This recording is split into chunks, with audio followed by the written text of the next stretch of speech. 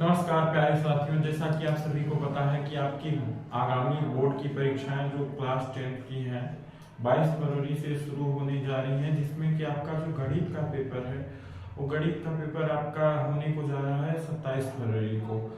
आज हम लोग उसी गणित के पेपर का प्री बोर्ड का एक बाबू हीरालाल इंटर कॉलेज मिर्जापुर उत्तर प्रदेश का एक पेपर हुआ है, जिसको हम लोग सॉल्व करने वाले हैं। आप सभी की तैयारी बेहतर होगी। आप लोग थोड़ा जो भी पढ़ चुके हैं उसके आधार पे आप लोग प्रश्नों का उत्तर देना शुरू कीजिए, तथा अगर आपको नहीं आता है कोई प्रश्न तो आप लोग उसको देखिए, हम जो सॉल्व करवा रहे हैं उसको देखिए और अपने क्वेश्चन जो भी हैं और डाउट जो भी डाउट्स हैं उन सबको कमेंट करिए। हम पहली बार कैमरा पे आए हैं, थोड़ा सा हिचकिचाहट महसूस हो रही है, समझ नहीं आ रहा है। वैसे तो हम ऑफलाइन पढ़ाते हैं लेकिन पहली बार वीडियो बना रहे हैं, इसलिए थोड़ा सा सपोर्ट बना के रखिए। वैसे भी आपको चाहिए क्या कि पढ़ने लिखने की बातों पे ध्यान रहना चाहिए, फालतू की जो मतलब क्या आ रहा है क्या नहीं आ रहा है उससे लेना देना नहीं है। आप लोग चलिए ध्यान दीजिए सवालों पे। जैसा कि आपको पहला सवाल देखिए, यहाँ पे हम लोग पहला सवाल करने जा रहे हैं जो बहुविकल्पी से शुरू हो रहा है। आप लोग पहला प्रश्न ही पढ़िए। 20 नंबर जो है आपके बहुविकल्पी से आने को है, तो 20 नंबर का जो बहुविकल्पी है उसको आप लोग देखिए। पहला प्रश्न पढ़िए।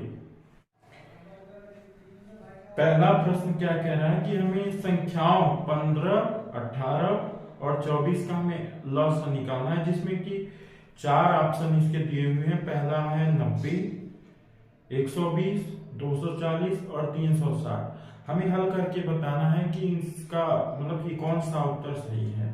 चलिए हल करते हैं बोर्ड की तरफ। चलिए हम लोग इस सवाल को हल करते हैं। जैसा कि हम सभी को पता है कि ध्यान से देखिए, सवाल को हल करते हैं। पहला 15, 18 और 24। 15 का अगर हम लोग करें ऐसे फैक्टर तो 15 का कितना आता है, 3 से अगर कट करेंगे तो पहला 5, फिर 5 से अगर कट किए तो यहाँ पे आया 1, यानी 15 का पहला क्या हुआ 3 गुणे 5। और दूसरा देखिए 18 का ऐसे ही करते हैं। 18 का जब करेंगे 18 का तो 18 का होगा हमारा कितना, 2 से अगर कट करेंगे तो 9। और अगर हम 9 को अगर 3 से काटें, क्योंकि दो सबसे छोटी संख्या से काटना शुरू करते हैं फिर धीरे धीरे बड़ी संख्याओं की तरफ चलते हैं। यहाँ 3 से अगर हम काट दिए तो यहाँ पे आ गया 3, फिर 3 से काट दिए तो यहाँ पे आ गया 1। तो 18 को यहाँ पे लिख सकते हैं हम लोग 2 गुणा 3 गुणा 3। और तीसरा चीज हमारे पास था 24, और 24 को भी हम लोग ऐसे ही कट करते हैं। 24 को अगर हम लोग कट करते हैं तो देखिए फिर से छोटी संख्या से भाग लेंगे, तो 2 से अगर कट किए तो यहाँ 12, 2 से फिर कट किए तो यहाँ पे 6, फिर 3 से कट किए तो 3 पे यहाँ आया 2, फिर यहाँ 2 से कट किए तो आया 1। देखिए यहाँ पे 24 को कैसे लिख सकते हैं, 24 को लिख सकते हैं 2 कितनी बार आया है, 1 और 1 2 बार, तो 2 बार आया है तो 2 की पावर 2। फिर 3 कितनी बार आया है, 3 आया है आपका, नहीं 2, 1 2 3 बार आया है, तो यहाँ पे 3 बार लिखते हैं। और 3 एक बार आया है इसलिए यहाँ पे 3 एक बार लिखते हैं। और यहाँ लिखते हैं LCM। LCM फिर देखते हैं LCM में क्या होगा कि जो सबसे ज्यादा होगा, जैसे कि यहाँ पे देख पा रहे हैं 2 है, लेकिन 2 यहाँ 1 ठो है और यहाँ पे 3 ठो है, तो हम किसको लेंगे, जहां पे ज्यादा होगा वही लेंगे। जैसे कि 3 ठो ज्यादा है इसलिए हम 3 ठो लेंगे, और यहाँ पे पहला लिखेंगे 2 की पावर में हम 3। दूसरी संख्या है 3, 3 को ऐसे ही काउंट करेंगे, जहां सबसे ज्यादा 3 मिलेगा वहीं पे लेंगे। तो यहाँ पे 3 कहाँ है, यहाँ पे 1 है, और नीचे देखिए तो 3, 1 और 1 कितना है, 2 ठो है, तो हम ज्यादा वाला लेंगे, कम वाला नहीं, ज्यादा वाला। 3 के पावर 2, तो यहाँ पे कितना, 3 के पावर 2, और यहाँ पे कितना है 5। देखिए 5 कहाँ है, 1 ठो है, 5 1 है ही, उसके अलावा कहीं नहीं दिख रहा, तो यहाँ पे 5 लिखेंगे। अब इसका गुणा कर दीजिए, 2 का अगर करेंगे तो 8, और 3 का करेंगे तो 9, और यहाँ पे अगर करेंगे 5 तो यहाँ 5, 8 पंजे 40, और यहाँ पे गलती हुई क्या पता है। 40 के बाद बचा कितना है? 40 के बाद बचा 5 है। और अगर 40 में हम लोग 5 का नहीं 40 तो गुणा हो चुका है, 40 बचा कितना है? 9। 9 का अगर हम गुणा करते हैं तो 9 छिक्के कितना हो जाएगा? 9 चौके 36। यहाँ पे लिखते हैं हम लोग 36 और एक जीरो था, एक जीरो को लिख दिए। हमारा एलसीएम आ गया 360। अब लोग आप ऑप्शन में देखिए कि 360 किस ऑप्शन में दिख रहा है। जिस ऑप्शन में दिखेगा वही उत्तर होगा। तो देखिए यहाँ पे 360 पहला ऑप्शन में है। टिक के हम लोग इसको आगे बढ़ते हैं। वैसे हम लोग इसे और एक तरीके से कर सकते थे, जैसे कि अगर मान लीजिए कि एलसीएम होता क्या है, वह बड़ी से बड़ी संख्या जिसको सारी की सारी संख्याएं काट सके। जैसे कि हम अगर ले ले पहला ऑप्शन 120 ले लिए तो 120 देखिए 15 से कट जाएगा। अगर 15 से काटेंगे तो 15 120 हो जाएगा। फिर 18 से काटेंगे तो 18 से अगर काटेंगे तो 18 का पहाड़ा कितनी बार पढ़ लीजिए? 18 × 90, 18 × 108, 18 × 126, यानी कि 120 आए नहीं, यानी ये तो होना है नहीं 120। और वैसे भी हमको सबसे बड़ी संख्या से ही ट्राई करनी होगी, जो सबसे बड़ी संख्या होगी। लेकर देखिए सबसे बड़ी इसमें संख्या 360 है और हम 360 को पहले चेक करते हैं। देखिए 360 क्या तीनों संख्या काट लेती हैं? तो देखिए 15 से अगर कट करेंगे तो यहाँ 15 से कटने पे 2, 15 दूना 30 और कितना बचा? 6। अगर 4 बार गए तो 15 चौका 60, यानी कि कट गया। तो अब दूसरी संख्या से हम लोग ट्राई करते हैं 18 से। 18 से अगर कट करेंगे तो 18 एकम 18, 18 दूना 36, यानी कि इससे भी कट गया आप लोग। फिर तीसरा देखिए, तीसरा अगर 24 से भी कट जाता है तो यही उत्तर होगा। यहाँ पे रखते हैं हम लोग 24 और 24 से काटने का प्रयास करते हैं। अगर काटेंगे 6 चौका 24 और 6 छके 36, 60 है। 4 से अगर काटेंगे तो 4 का काट दिए तो यहाँ पे कितना आया? 15। यानी कि बिना हल किए हम लोग बाई ऑप्शन भी जाकर के चेक कर सकते हैं कि कैसे कौन सी। सबसे पहले चारों ऑप्शन में चेक करना है सबसे बड़ी वाली जो संख्या होगी, क्योंकि एलसीएम कहता ही है कि जो बड़ी से बड़ी संख्या हो वही होती है, यानी कि वह बड़ी से बड़ी संख्या जिसको सभी संख्याएं काट दे। तो आप लोगों ने देखा कि जो सबसे बड़ी संख्या थी 360, 360 को 15 ने भी काटा, 18 ने भी काटा, 24 ने भी काटा। अर्थात इसका यह मतलब निकलता है कि तीनों संख्याएं जब काट रही हैं उस बड़ी संख्या को तो एलसीएम वही होगा। तो आप दोनों तरीका अप्लाई कर सकते हैं जो आपको अच्छा लगे। और भी तरीके आपको जानने हैं तो कमेंट कीजिए। वैसे हम थोड़ा पहली बार वीडियो बना रहे हैं इसलिए समझ नहीं आ रहा है कि क्या बोलें, बड़ी हिचकिचाहट महसूस हो रही है। ऑफलाइन में ऐसा कभी नहीं होता है, पर ऑनलाइन कैमरा फेस कर रहे हैं, समझ ही नहीं आ रहा है कि किसको पढ़ा रहे हैं किसको नहीं पढ़ा रहे हैं।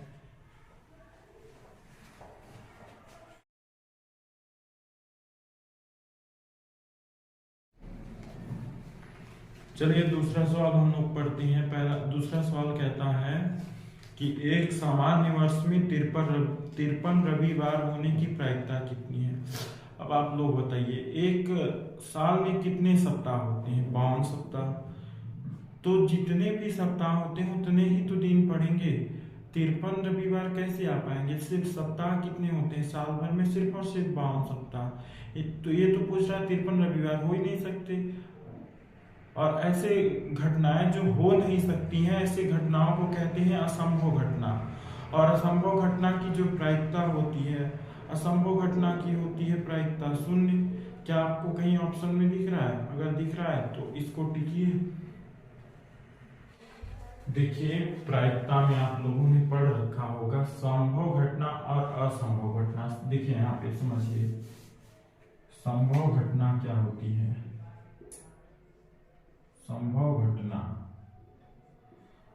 घटना वह कहलाती है जिसके घटित होने की संभावना है। जैसे कि अगर कह दिया जाए कि आपके पास 10 रुपए हैं और हम अगर आपसे 9 रुपए मांगे तो आप दे पाएंगे, 8 रुपए मांगे तो दे पाएंगे, 10 रुपए तक भी मांगे तो दे पाएंगे, लेकिन क्या 11 रुपए मांगने पर दे पाएंगे?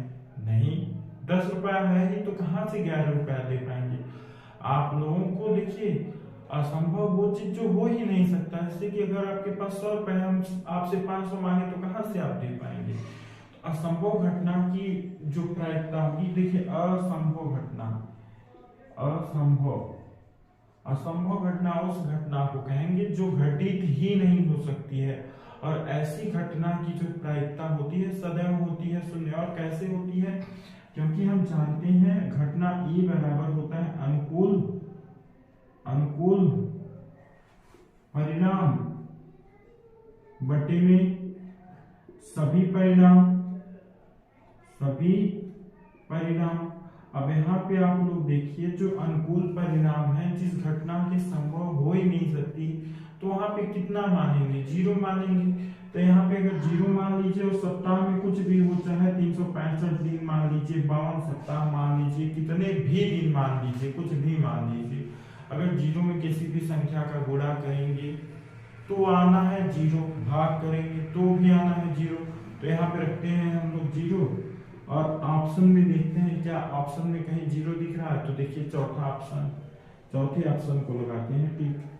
आइए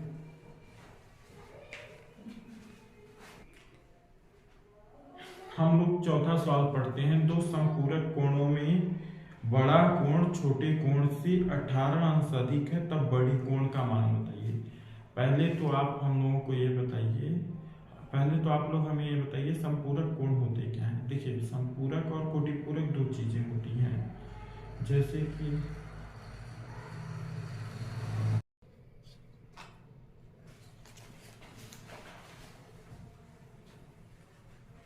चलिए हम लोग तीसरा सवाल हल करते हैं। तीसरे सवाल की तरफ आगे बढ़ते हैं। चलिए देखिए, इसको मिटा देते हैं।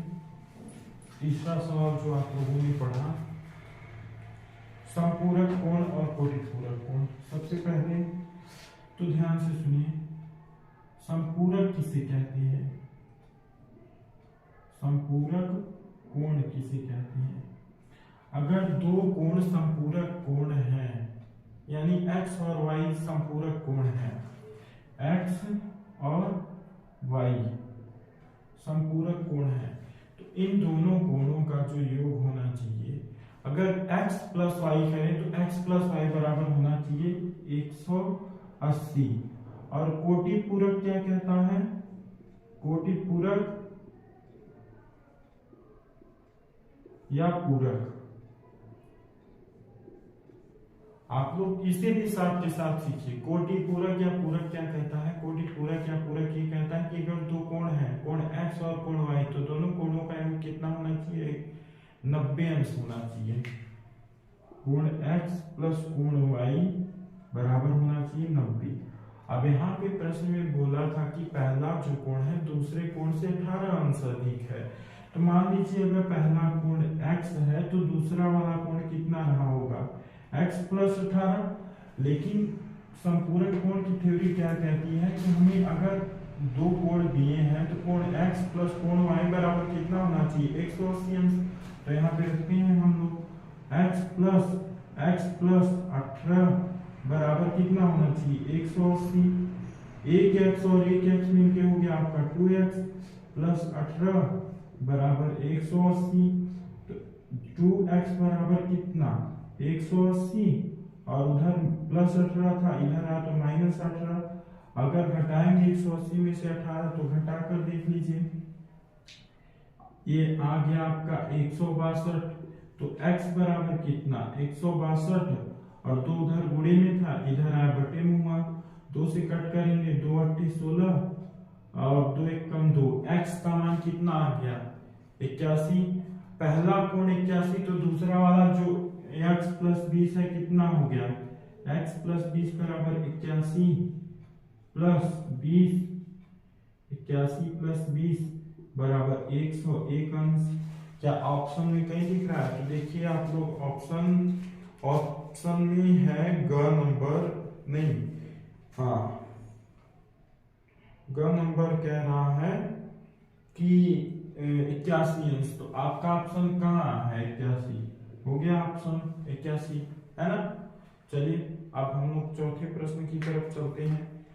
चौथा प्रश्न देखिए, चौथा प्रश्न हो गया, 5वें प्रश्न की तरफ चलते हैं।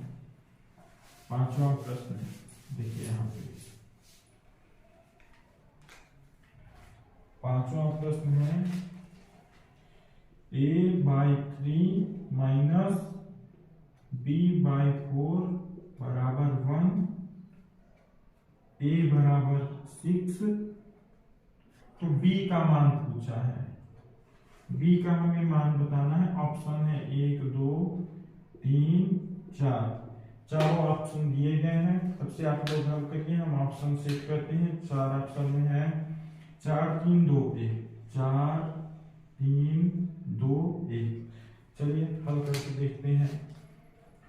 देखिए इसको a का मान जो दिया है अगर आप लोग समीकरण में रखते हैं तो अपने आप b का मान आ जाएगा। चलिए देख लीजिए, a का मान है 6 और बटे में 3 था तो बटे में 3 माइनस b/4 बराबर कितना था 1, 3 एकम 3 दूना 6, 2 माइनस b/4 बराबर कितना 1, इधर प्लस 1 है उधर भेजेंगे माइनस 1 हो जाएगा, 2 माइनस 1 और उधर माइनस b/4 था इधर आया तो प्लस b/4, 2 में से 1 गया तो कितना 1 और b/4 4 इधर गुणे में था उधर भेज 4 इधर बटे में था उधर भेज देंगे गुणे में हो जाएगा। 1 गुणा 4 बराबर b, 4 का गुणा अगर 1 में किया जाएगा तो 4 एकम 4 होगा तो b का मान आ चुका है 4। इसका एक और तरीका आपको बताते हैं, पहले ये वाला छाप लीजिए या फिर स्क्रीनशॉट ले लीजिए, हम इधर होकर छापते हैं। चलिए दूसरा तरीका आपको बताते हैं, मेथड 2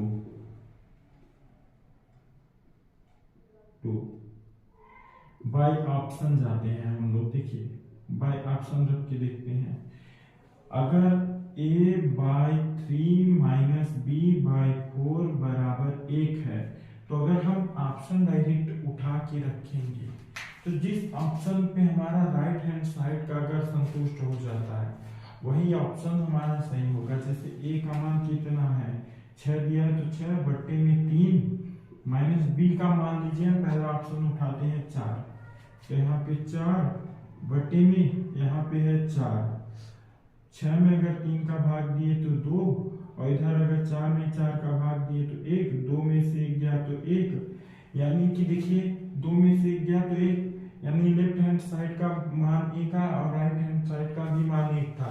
तो दोनों तरीके से आप कर सकते हैं, जो तरीका आपको बेहतर लगे। अब वैसे थोड़ा सा हिचकिचाहट हो रहा है, नहीं तो हम और सारे तरीके बताते, कैमरा फेस हम नहीं कर पा रहे हैं थोड़ा सा। चलिए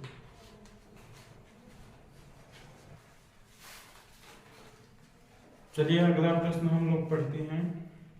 यदि समीकरण x² प्लस kx प्लस 7 बराबर 0 के मूल बराबर हो तो हमें k का मान बताना है। चलिए देखिए इसके 4 ऑप्शन दिए हैं, पहला प्लस माइनस √7, दूसरा ऑप्शन है प्लस माइनस √2/7, तीसरा ऑप्शन है प्लस माइनस 2/2√7 और चौथा ऑप्शन है प्लस माइनस 1/√7।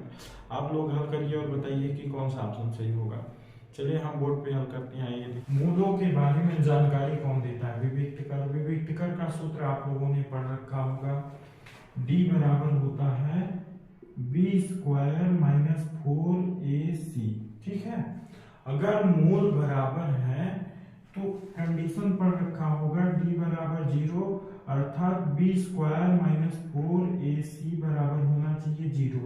अब यहाँ पे हम लोग देखते हैं b का मान कितना दे रखा है, b बराबर दे रखा है यहाँ पे k, a बराबर कुछ नहीं है तो a बराबर कितना मानेंगे 1 और c बराबर कितना दे रखा है 7, तो हम लोग यहाँ c बराबर 7। अब हम सूत्र में रखते हैं, जो भी आएगा देखा जाएगा। चलिए देखते हैं यहाँ पे b की जगह पे कितना है k, तो k का स्क्वायर माइनस 4 इंटू a की जगह पे 1 और c की जगह पे कितना है 7 बराबर है 0। k² बराबर कितना, देखिए 4 7 28 हो जाएगा, उधर माइनस था इधर आएगा तो प्लस में हो जाएगा 28 और k बराबर कितना, उधर का अगर स्क्वायर हटाएं मतलब कि उधर स्क्वायर था इधर अगर आएगा तो रूट बनाएगा, √28 और 28 का क्या होता है वर्गमूल, देखिए ध्यान से 28 को कैसे लिख सकते हैं 60 गुणा में 4, अच्छा, जिन संख्याओं का वर्गमूल होता है वो बाहर निकल पाती है और जो संख्याएं नहीं निकल पाती वो अंदर ही रह जाती है। तो यहाँ पे देखिए 4 का वर्गमूल 2 होता है इसलिए बाहर निकल गया, और √7 अंदर का अंदर रह गया, और जब भी वर्गमूल से निकलता है तो प्लस माइनस के साथ निकलता है। तो इसके ऑप्शन 4 ऑप्शन थे, 4 ऑप्शन में से जो चौथा ऑप्शन है, चौथा option 2√7 is the right answer. आप लोग इसे उतार लीजिए। देखिए अगला प्रश्न हम लोग पढ़ते हैं। देखिए यहाँ पे 8वां प्रश्न है, एक पासे के फेंके जाने पर अभाज्य संख्याओं के प्राप्त होने की प्रायिकता। इसके 4 ऑप्शन रखे हैं। तो आप लोगों ने पढ़ रखा होगा एक पासे पे कितनी संख्याएं होती है, 6। जैसे कि आप लोगों ने लूडो भी खेला होगा बचपन में, तो उसमें 1 से लेकर 6 तक संख्याएं होती हैं। और अभाज्य संख्याएं क्या होती हैं, जो खुद से कटे या तो फिर 1 से कटे और अन्य किसी संख्या से ना कटे, वो होती है अभाज्य संख्या। तो पासे पर अभाज्य संख्या कौन कौन सी होती है? पहला चीज होती है 2, दूसरा चीज होती है 3 किसी से नहीं कटती है, 4 नहीं होता है क्योंकि 4 से भी कटता है, 2 से भी कटता है। फिर उसके बाद आता है 5 के बाद आता है 5 के बाद 6 बिल्कुल भी नहीं होता है, यानी कि 3 अभाज्य संख्याएं प्राप्त हुई। अब आप लोगों ने पढ़ रखा होगा अनुकूल बटे में कुल, 3 बटे अनुकूल कितने हैं 3, और पासे पे अधिकतम कितना होता है 6, 3/6, 3 एकम 3, 3 दूना 6, काट दिए, अपने मन में हल कर दिए, 1/2 आ गया। इसको हल करने की कोई जरूरत ही नहीं है, फिर भी अगर आपको बोर्ड पे देखना है तो देख लीजिए।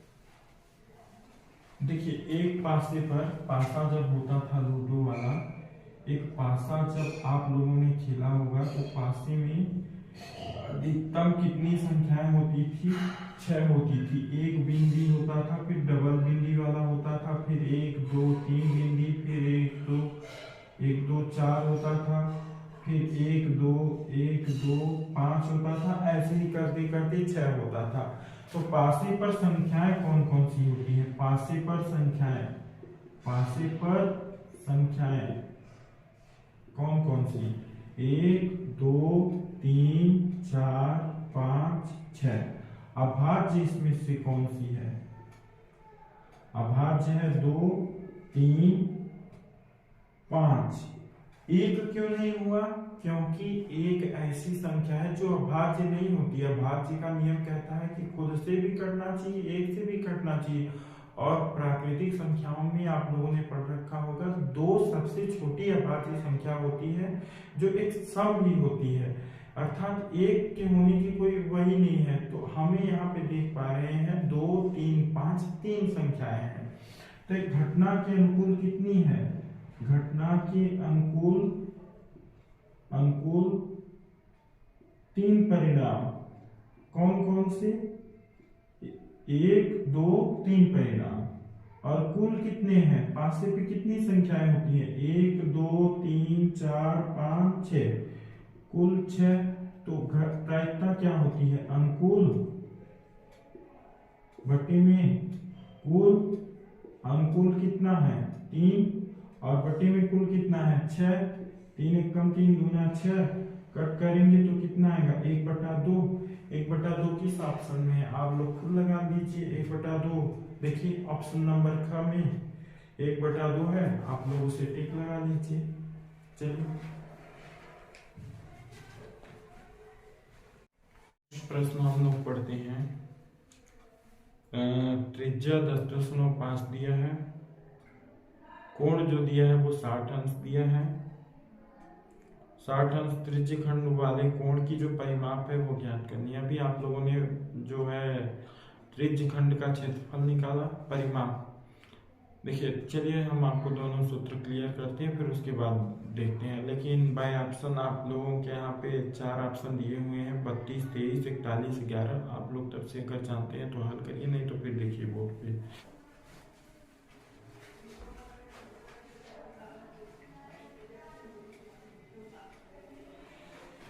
देखिए त्रिज्य खंड किससे बनता है? वृत्त से ही बनता है। अगर त्रिज्य वृत्त का क्षेत्रफल क्या होता है? πr², और जो वृत्त की जो परिमाप होती है, परिमाप कितनी होती है 2πr। अगर इसी में हम लोग थीटा जोड़ लें और बटे में हम 360 लिख दें तो यही होता है त्रिज्यखंड का क्षेत्रफल। क्या होता है? त्रिज्यखंड का क्षेत्रफल। और अगर हम इस वाले में थीटा जोड़ के 360 लिख दें तो ये होती है परिमाप वृत्त की, तो ये भी त्रिज्यखंड की क्या होगी? परिमाप होगी। त्रिज्यखंड की परिमाप। चलिए इसी पे हम लोग सवाल हल करते हैं। परिमाप को ही परिधि भी कहते हैं, जानते रहिए। त्रिज्यखंड की परिधि कितनी होगी? देखिए यहाँ पे r का मान दिया है कितना 10.5 और कोण कितना दिया है? देखिए कोण थीटा बराबर है 60। चलिए हम लोग रखते हैं, जानते हैं 2πr थीटा बटे में 360। ऑप्शन में पाई का मान रखना है क्योंकि पाई में उत्तर नहीं है। 2 इंटू यहाँ पे कितना है पाई 10.5 इंटू में r का मान कितना है 10.5 रख दिए। पाई का मान होता है 22 और बटे में 7 तो रख दिए और थीटा का मान दिया है 60 तो यहाँ रख दिए और 360 यहाँ पे नीचे पे दिया है तो 360 रख दिए। जीरो से काट दिए, जीरो को 6 एकम 6 के 36, 7 एकम 7, 15 सत्ते 105। ये 1.5 है और यहाँ 2 है, 2 से 2 का अगर गुणा कर देंगे 1.5 दूना कितना हो जाएगा 3 और यहाँ पे कितना है 22 और बट्टे में कितना बचा है 6। 3 एकम 3 दूना 6, 2 से काटेंगे 11 दूना 22, तो उत्तर कितना आया 11 सेमी। तो जो त्रिज्यखंड के परिमाप की जो लंबाई है वो 11 सेमी आई। आप लोग उतार लीजिए जो कि दिख रहा है। एक सवाल है, आप लोग पढ़िए। 14 नंबर हम भूल गए थे। 14 है बेलन की शंकु और बेलन और शंकु की ऊंचाइयां बराबर है। बेलन और शंकु की ऊंचाई बराबर है, ठीक है। हम मान लेंगे x या h मान लेंगे। आधार की त्रिज्याएं बराबर है तो आयतनों का तिर्यक ऊंचाई को किससे हम लोग प्रदर्शित करते हैं? L से, और त्रिज्या को किससे डिनोट करते हैं? R से। ऊंचाई हमें निकालना है। हम लोग आपको पहले ही एक ट्रिक बताते हैं। देखिए ट्रिपलेट को याद कर लीजिए, अपने आप ही सवाल हल करने का जरूरत ही नहीं है। जैसे 3 4 5 12 5 13 15 8 17 6 8 10। अगर 2 ठो दे रखा है, तीसरा नहीं पता है, तीसरा जो ट्रिपलेट का हिस्सा है वो खुद ही आ जाएगा। जैसे यहाँ पे देखिए 5 दिया है, 3 दिया है, 5 3 और 4 का होता है, तो आपका उत्तर कौन सा हो जाता है? 4। बिना हल किए आप लोग हल करके आगे बढ़ जाते। वैसे कैसे आया तो देखिए आप लोग ध्यान से। L बराबर होता है √r² प्लस h²। तो L का मान है 5 रख दिए और अंडर रूट कितना है? R का मान है 3 स्क्वायर, h का हमें पता नहीं है। इधर का कड़ी हटाएंगे तो उधर वर्ग होगा। 5 का स्क्वायर कितना हो जाएगा 25, 3 का वर्ग कितना हो जाएगा 9 प्लस h² हो गया 25 और उधर प्लस 9 उधर भेज दो -9 बराबर कितना है h²। 25 में से 9 गया तो कितना 16 बराबर h²। तो h बराबर √16 और 16 का वर्गमूल कितना होता है +-4। लेकिन कभी भी लंबाई को माइनस में नहीं लेते, प्लस में लेते हैं, इसलिए इसकी लंबाई कितनी होगी +4, जो कि ऑप्शन ए में दिख रहा है। अब या तो ऐसे करना है तो ऐसे कर लीजिए, नहीं तो बाई ट्रिपलेट जाना है तो ऐसे कर लीजिए। ये बहुत आसान है। अगर आपको दे दे 12 5 13 अपने आप बताएंगे, अगर दे दे 13 5 12 अपने आप बता देंगे। तो ऐसे बहुत सारे सवाल आते हैं जो आपको तुरंत वहां समय बचाना है। बोर्ड का अलग प्रेशर होता है तो वहां पे खटाखट हल करके आगे जाना है, जितना हो सके उतना समय बचाइए। एक सवाल है, आप लोग पढ़िए। 14 नंबर हम भूल गए थे। 14 है बेलन की शंकु और बेलन और शंकु की ऊंचाइयां बराबर है। बेलन और शंकु की ऊंचाई बराबर है, ठीक है, हम मान लेंगे x या एच एच मान लेंगे। आधार की त्रिज्याएं बराबर है, तो आयतनों का अनुपात पूछ रखा है। बेलन दोनों की ऊंचाइयां बराबर है, तो हम मान लेते हैं शंकु की भी मान लेते हैं कितनी, शंकु की मान लिए एच, बेलन की भी कितनी मान लिए एच मान लिए, बोलिए। और त्रिज्या भी बराबर है, तो इसकी भी आर मान लिए, इसकी भी आर मान लिए। तो आयतन का अनुपात पूछा है। शंकु का आयतन क्या होता है, 1/3 पाई आर स्क्वायर एच, और बेलन का आयतन क्या होता है, आयतन का मतलब बटा में हम लिख देते हैं बेलन का क्या होता है, पाई आर स्क्वायर एच, ऊपर पाई नीचे पाई कट गया, ऊपर आर नीचे आर कट गया, एच से एच कट गया, बचा 1/3, और पहले ही बता दिए बटा का मतलब अनुपात। 1/3 का मतलब क्या हुआ, 1:3। ऑप्शन देखिए, आगे बढ़िए। बहुत आसान सवाल है, बस लोगों को देखने में लगता है कि बहुत कठिन है, लेकिन ऐसे सवालों को आप चुटकी भर में उड़ा के चल सकते हैं। नंबर सवाल हम लोग पढ़ते हैं, 1 से 10 तक की समधनात्मक संख्याओं का समांतर मान। बहुत इजी सवाल, इससे सरल सवाल कुछ हो ही नहीं सकता। अगर इससे जिसने नहीं हल किया तो समझिए कि बेकार है पढ़ना लिखना, पढ़ाई लिखाई छोड़ देना चाहिए उसे। चलिए इसको बोर्ड पे,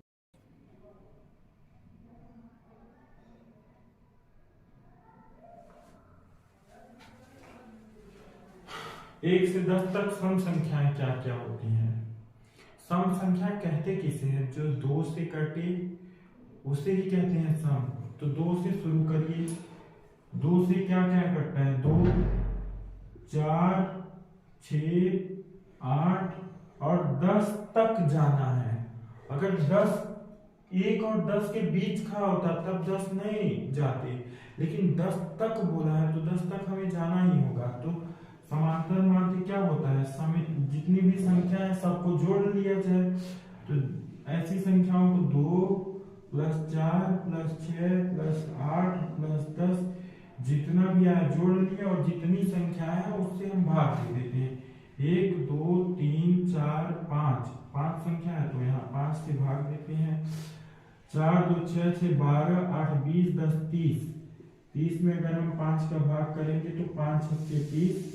यहाँ पे उत्तर आया है 6, और जो कि ऑप्शन नंबर 3 में है। ऑप्शन नंबर 3 उड़ाते हैं हम लोग, आगे बढ़ते हैं। उतार लीजिए, फिर हम लोग देखते हैं अगला सवाल। बहुलक पूछा है। बहुलक के लिए हम लोग देखिए इसको मिटाते हैं, उसके बाद चलते हैं आगे।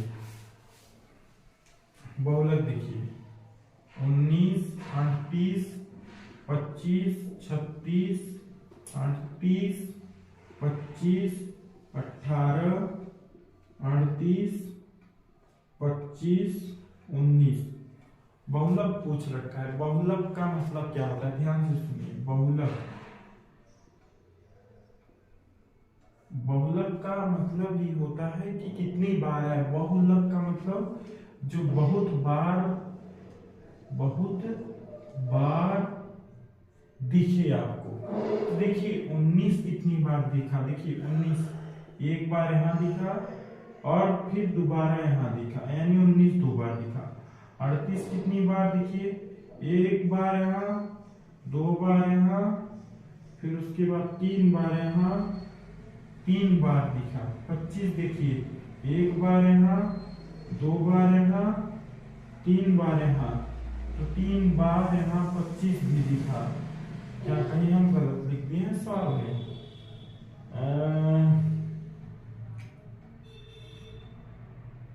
25 को अगर लिखा जाए 38 38 38 25 25 25, तो इसके ऑप्शन क्या है, देखिए 38 भी 3 बार आया, 25 भी 3 बार आया है, दोनों बराबर बार आए हैं। जो सबसे ज्यादा आता है जो ऑप्शन में मिलेगा, देखिए अगर ऑप्शन में 38 मिला तो ऑप्शन 38 को लगा देंगे, 25 मिला तो 25 को लगा देंगे। अगर दोनों ऑप्शन साथ आते हैं जैसे 25 तो दोनों ऑप्शन होगा 25 या 38 ऐसे करके देगा, तो हम 25 38 दोनों को लगाएंगे जो सबसे ज्यादा बार आता है। लेकिन यहाँ पे देखिए 25 भी तो 3 बार आ गया है, 38 भी 3 बार, तो इसका उत्तर 25 और 38 ही होगा क्योंकि दोनों बराबर बार आए हुए हैं। चलिए हम लोग 18वां सवाल देखते हैं। 18वां सवाल क्या है, किसी वृत्त के बाह्य बिंदु से खींची गई स्पर्श रेखाओं की लंबाइयां।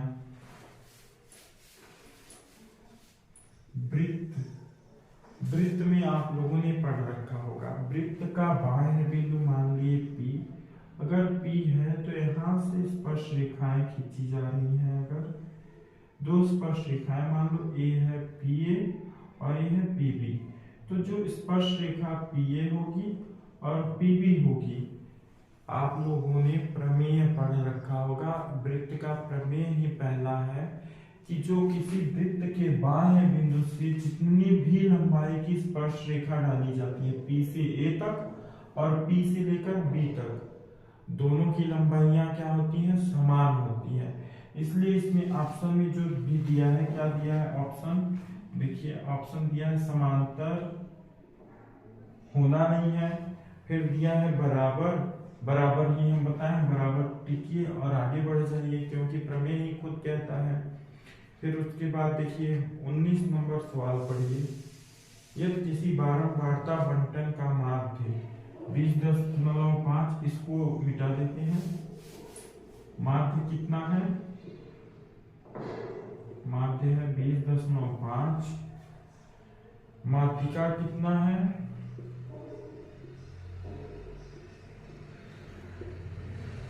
माध्यिका 20, बहुलक पूछ रखा है और ऑप्शन है इसके 21.5, 17, 19 या 20.5। आप लोगों ने एक रिलेशन पढ़ रखा होगा बहुलक का, बहुलक बराबर होता है 3 माध्यिका माइनस 2 माध्य, 3 गुणे माध्यिका कितनी है 20 माइनस 2 गुणे माध्य कितना है 20.5, 20 तिया 60 माइनस 20.5, 20.5 का 2 गुना कितना 41, 20 में से अगर 41 किया तो कितना है answer 19। Option number C is the right answer, आप लोग इसे छाप लीजिए। फिर प्रश्न नंबर हम लोग 20 देखते हैं, 20 इसको उतार लीजिए या स्क्रीनशॉट ले लीजिए, इसको मिटा दें। चलिए देखिए, जो सवाल अगर हम मिटा दें तो उसको आप लोग स्क्रीन पे पॉज करके वीडियो को रोक करके आप लोग उतार सकते हैं, स्क्रीनशॉट ले लीजिए। देखिए यहाँ पे 20वां सवाल अपने स्क्रीन पे देखिए, खुद ही सवाल लगा हुआ है, 2 3 4 5 5 5 6 7 7 7 अल्फा तथा 2 का बहुलक 7, तो अल्फा का मान बताइए।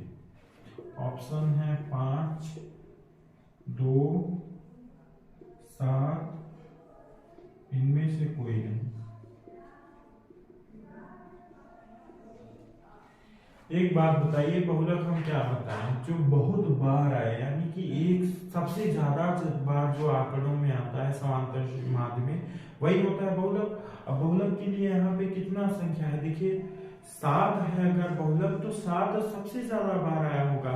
और अगर हमें 7 सबसे ज्यादा बार बनाना है, देखिए 5 भी 3 बार आया है, 7 भी 3 बार आया है, तो 7 जब ज्यादा बार आएगा तभी तो बहुलक होगा, 5 भी तो हो सकता है उत्तर। इसलिए अल्फा की जगह पे अगर हम 7 रख दें तो 7 कितनी बार हो जाएगा, 4 बार, यानी कि सबसे ज्यादा बार हो जाएगा। और जब सबसे ज्यादा बार हो जाएगा तो बहुलक 7 ही होगा। इसलिए ऑप्शन के अनुसार हमें 7 को ही टिकना होगा, क्योंकि बहुलक ही कहता है कि सबसे ज्यादा बार आना चाहिए।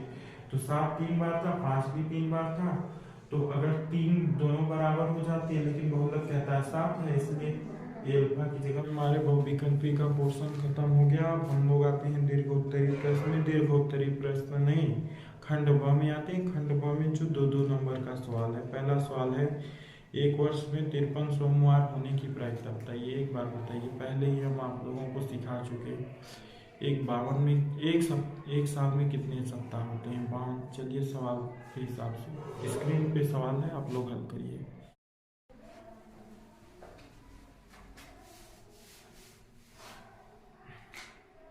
तिरपन रविवार की प्रायिकता। एक बात बताइए, साल में कितने दिन?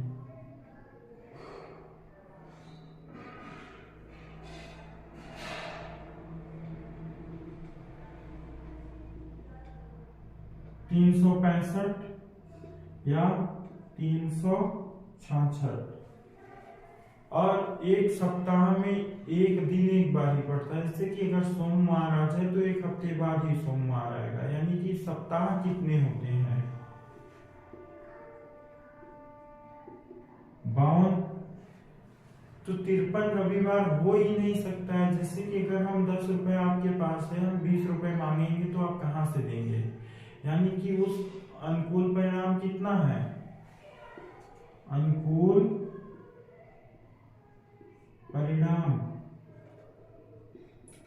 कितना है? 0, क्योंकि असंभव है। 10 रुपए आपके पास है, 20 रुपया मांगे, यानी असंभव है, तो आप दे नहीं पाएंगे। तो 52 सप्ताह में से 53 सप्ताह में कहां से निकाल दें?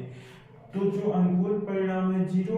अब जानते हैं प्रायिकता ई बराबर क्या होता है? अनुकूल बटे में सभी संभव परिणाम,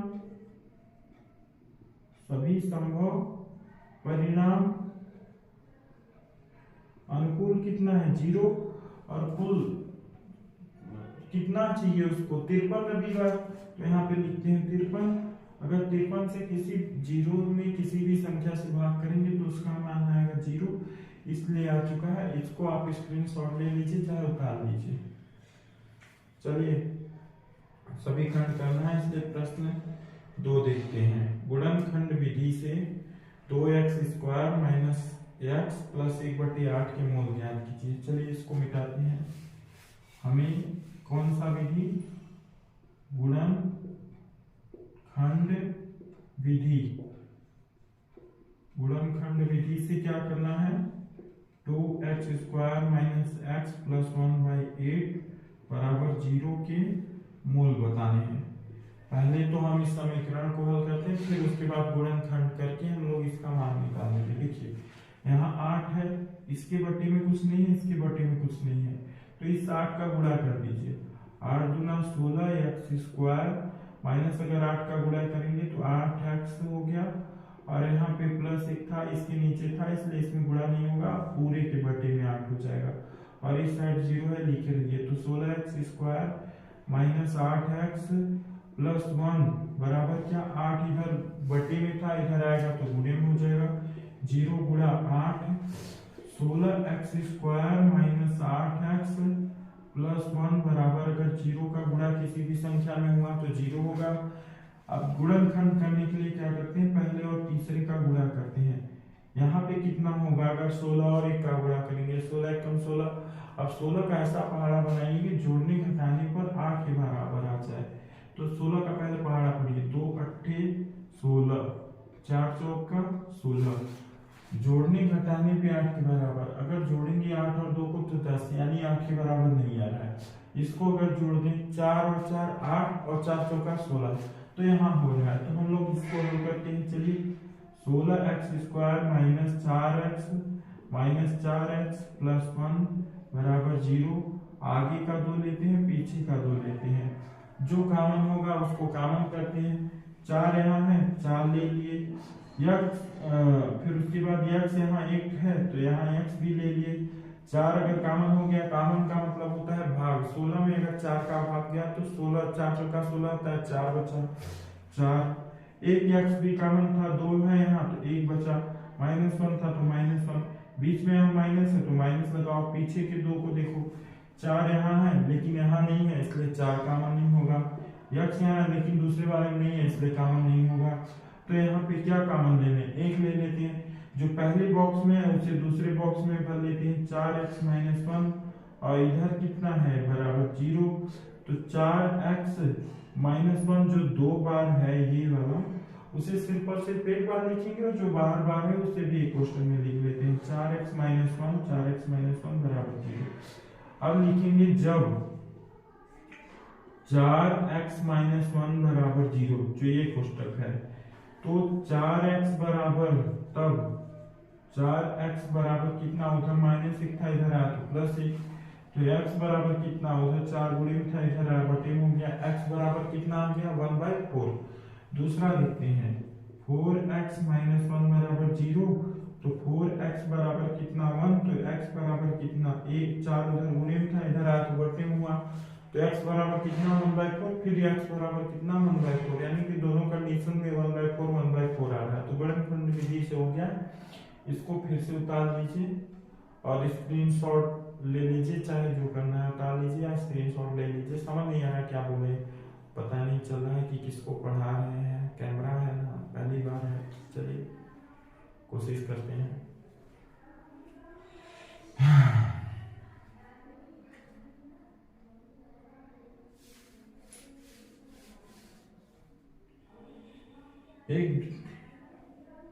एक वृत्त के चतुर्थांश का क्षेत्रफल ज्ञात कीजिए जिसकी परिधि 44 सेमी है। चतुर्थांश एक वृत्त को कितने चतुर्थांश में बांटा जा सकता है, 4, 1 2 3 4। पूरा एक वृत्त में कोण कितना होता है 360 और प्रत्येक चतुर्थांश में कितना कोण होता है 90 90 90 90, यानी कि थीटा बराबर चतुर्थांश के लिए कितना हुआ 90।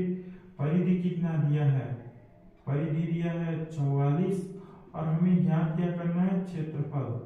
अब हम लोग जानते हैं क्षेत्रफल बराबर क्या होता है, त्रिज्यखंड या चतुर्थांश का क्षेत्रफल होता है पाई r स्क्वायर थीटा बटे में 360।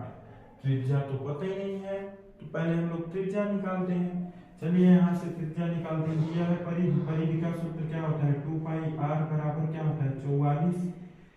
चलिए यहाँ पे पाई r बराबर क्या हो गया 44 और उधर पाई गुणे में था इधर आया बटे में, और 2 उधर गुणे में था इधर आया बटे में, 2 से काट दिए 22 हो गया और पाई का मान होता है 22 बटे में 7, जो सबसे नीचे वाला होता है सबसे ऊपर जाता है 7 और 22 से 22 कट गया 1 बराबर कितना हुआ 7, तो r का मान आ गया 1।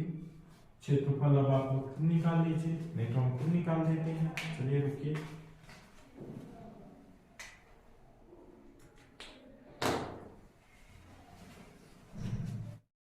अगला सवाल है सिद्ध कीजिए कि 7√5 अपरिमेय संख्या में सिद्ध क्या करना है कि 7 करनी में 5 अपरिमेय संख्या है। आप लोगों ने 3 तरीके देखिए, परिमेय और अपरिमेय जो संख्या पद्धति है तीन ही टाइप के मेन सवाल आते हैं, जैसे कि अकेला हो गया, √5 हो गया, √3 हो गया, √7 हो गया, या तो फिर उसके साथ आता है प्लस माइनस वाला, फिर उसके बाद आता है गुणा वाला 7 करने में 5 वाला। जैसे इसमें पूछा तो हम लोग हल करते हैं। जैसे अगर कहेगा कि अपरिमेय सिद्ध करना है तो हम लोग जस्ट उसका उल्टा मान लेंगे परिमेय है। जैसे कि 7 करने में 5 अपरिमेय का है तो हम मान लें कि परिमेय है, जस्ट उसका उल्टा। तो माना 7 करने में 5 परिमेय संख्या है, अतः 7 करने में 5 बराबर क्या P बटा Q। देखिए आप लोगों ने पढ़ रखा होगा परिमेय संख्या क्या होती है, जो P बटा Q के रूप में लिखी जा सके। परिमेय संख्या होती है जहाँ Q बराबर नॉट 0, जहां Q बराबर नॉट 0। अब ध्यान से सुनिए, ऐसे सवालों में आप लोग एक साइड रहने दीजिए करनी वाला, दूसरे साइड सारा भेज दीजिए। जैसे यहाँ पे देखिए करनी में 5 बराबर P बटा में Q और 7 उधर गुणे में था, इधर आया बटे में हुआ। आप लोगों ने पीछे की कक्षाओं में सीखा होगा या तो फिर पढ़ा होगा, परिमेय में अगर परिमेय से भाग करेंगे तो क्या निकलता है, परिमेय। तो ध्यान से सुनिए, P बटा Q क्या था, परिमेय। 7 बटे में यानी भाग सारा, 7 भी क्या है, परिमेय है। परिमेय में अगर परिमेय से भाग देंगे तो क्या निकलेगा, परिमेय ही निकलेगा।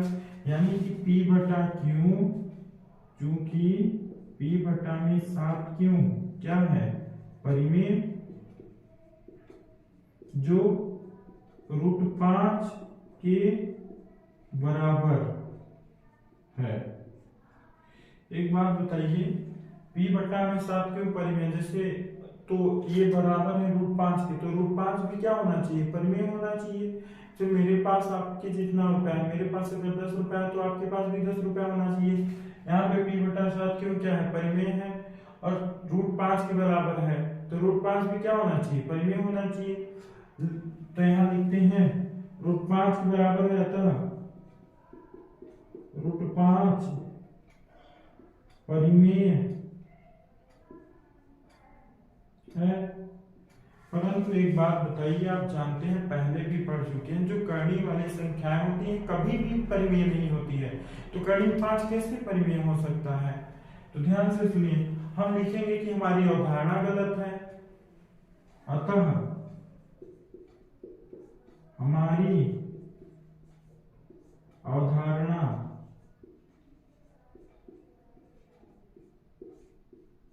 गलत है। कौन सी अवधारणा, जो हम लोग मान लिए थे कि ये जो 7 करनी में 5 है ये परिमेय है। अगर ये गलत है तो सही क्या होगा, जस्ट इसका उल्टा, ये परिमेय नहीं है अर्थात अपरिमेय है। अतः 7 करनी में 5 अपरिमेय है। और लास्ट में लिखेंगे इति सिद्धम। सो प्रूव्ड मत लिखना, क्योंकि हिंदी मीडियम के छात्र हो, अंग्रेजी मीडियम के थोड़े ना हो कि सो प्रूव्ड लिख के आओगे। तो यहाँ पे हम लिखेंगे इति सिद्धम।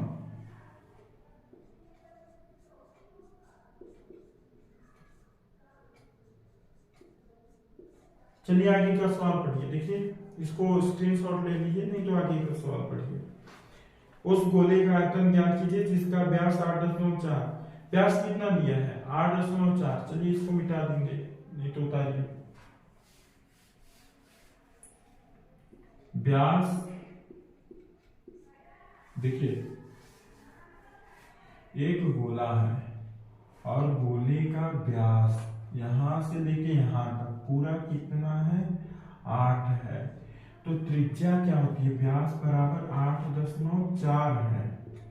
तो त्रिज्या क्या होती है जानते हैं हम लोग, त्रिज्या बराबर क्या होता है, व्यास बटे में 2, यानी 8.4 का आधा, 84 का आधा कितना होता है 42.1 का स्थान पे था 4.2 हो गया, 4.2 सेमी। अब हमें ज्ञात क्या करना है, आयतन ज्ञात करना है।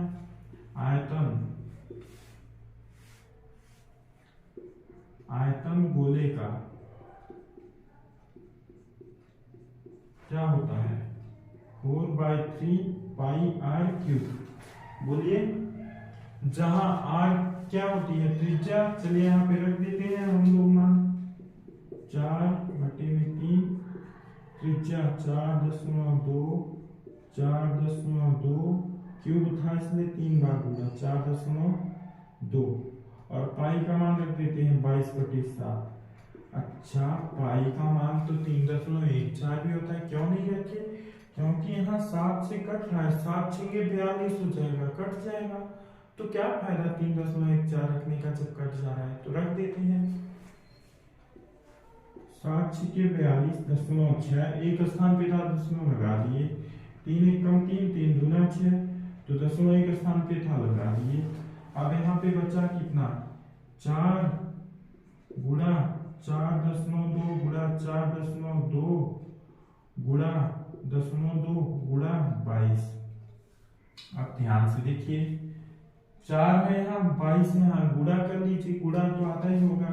22 चौका कितना हो गया 88, और फिर 0.2 है तो 0.2 गुणे में 4.2 गुणा 4.2, हमें मान लीजिए गुणा नहीं करना है तो 42 क्या होता है 21 का 2 गुना, तो यहाँ से हम 2 लिख लेते हैं और 2.1, फिर इस 42 को भी क्या लिख लेते हैं हम लोग 2 गुणा 42 को क्या लिख सकते हैं 42 का आधा, 2 गुणा 1 यानी 21 गुना 42 होता है, क्योंकि हमें इस 21 का स्क्वायर याद है, डायरेक्ट हम रख लेंगे, क्यों हम फालतू का गुणा भाग कराएं।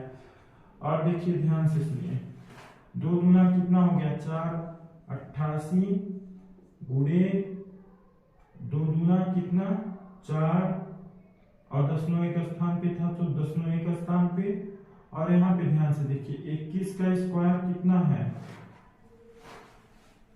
सॉरी यहाँ पे देखिए 2 एक और था इसलिए यहाँ 10.8, 21 का स्क्वायर कितना है 441। अब गुणा कर लीजिए, यहाँ पे 8 का गुणा हुआ तो 8 एक कम 8, 8 चौका 32, हाथ से लगा 3, 8 चौका 32 और 3 35, और 10 कितने स्थान पे था 1 स्थान पे, गुणे में 88 88। अब इतना तो गुणा करा नहीं सकते हैं, 88 का गुणा करा लीजिए, जो भी आएगा बस आयतन का मात्रक लिख लीजिए। आयतन का मात्रक क्या होता है सेमी क्यूब, बस उतार लीजिए। अब आपकी परीक्षाएं नजदीक है, गुणा तो आता ही होगा, गुणा भाग 2 अंक का है, कर लीजिए, वो भी ना करा जा सके तो कैलकुलेटर से कर लीजिए है। चलिए आपका होमवर्क है, गुणा करके लिख लीजिएगा।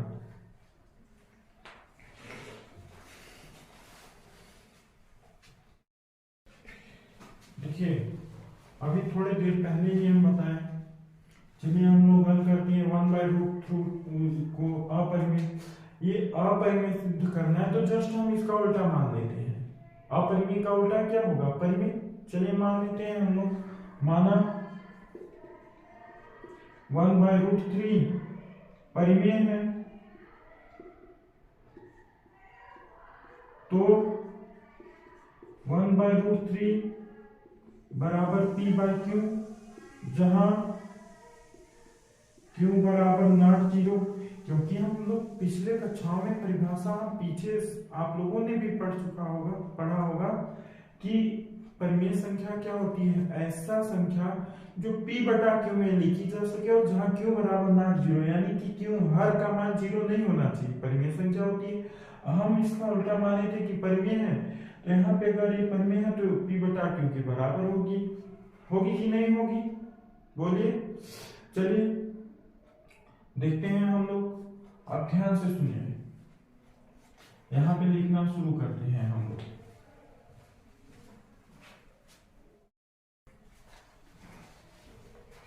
जब भी 1/√3 को कहानी में बटे में दे रहा है तो हम इसके अंश और हर दोनों का परिमेयकरण करा लेते हैं। देखिए √3 गुणे में, यहाँ पे √3 था, √3 पहले से ही था, √3 कर दिए, और एक था तो कर ही दिए। जिसे आप ये बताइए आपको 10 रुपया दिए फिर 10 रुपया ले लिए तो कोई फर्क नहीं पड़ा।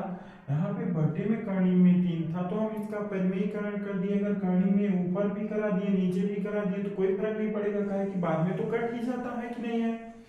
अगर कट जा रहा है तो ध्यान से देखिए, यहाँ पे p/q, अगर करनी में 3 का गुणा 1 में हुआ तो करनी में 3 ही है, करनी में 3 बटे में करनी का गुणा अगर करनी में हुआ तो सिंपल हो जाता है, करनी गायब हो जाता है, तो यहाँ हटाते हैं, सिंपल 3 रख दिए बराबर p/q।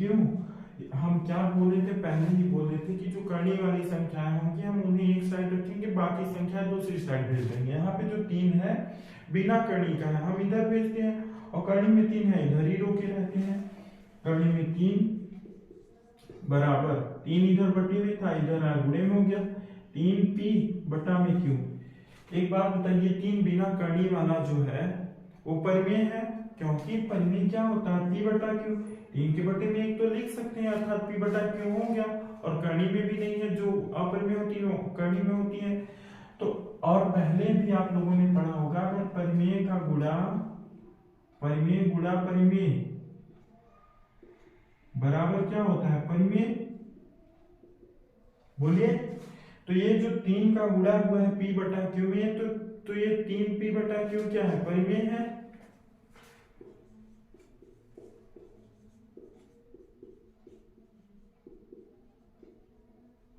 जो √3 के बराबर है, बताइए √3 के बराबर है। आप बताइए, जब दो संख्याएं बराबर है, जैसे मेरे पास 10 रुपया है, आपके पास मेरे बराबर रुपया है, तो आपके पास भी तो 10 रुपया होगा। अगर 3P बटा Q के बराबर √3 है और 3P बटा Q भी परिमेय है, तो √3 भी परिमेय होना चाहिए।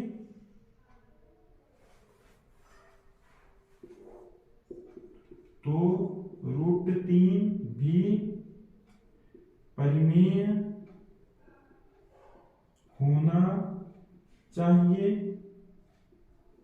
परंतु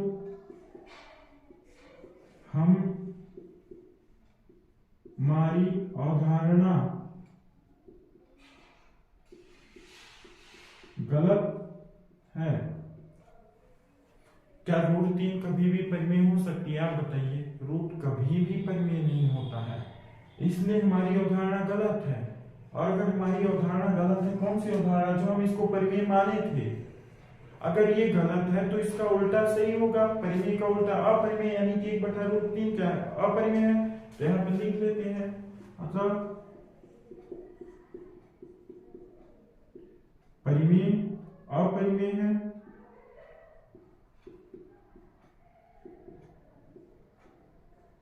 और लास्ट में लिखते हैं इति सिद्धांत।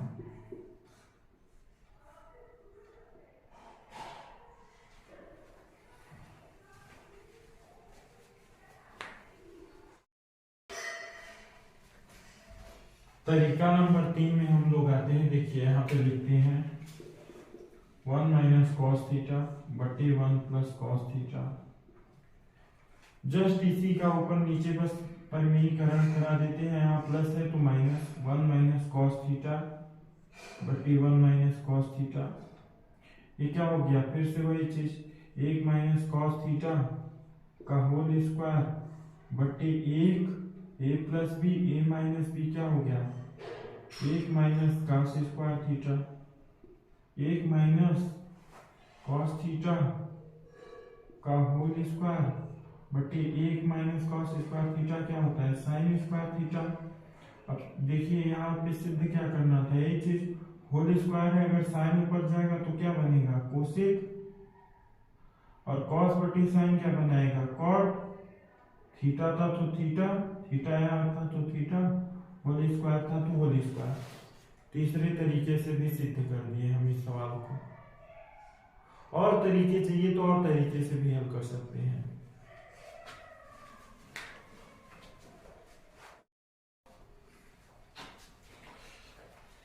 देखिए अगला सवाल क्या कहता है, किसी समांतर श्रेणी के दूसरा पद 14, दूसरा पद को हम A2 से डिनोट कर दिए, तीसरा पद 18, तो 51 पदों का योग निकालना है। n पदों का योग क्या होता है, n पदों का योग Sn बराबर n/2 2a plus n-1 into D.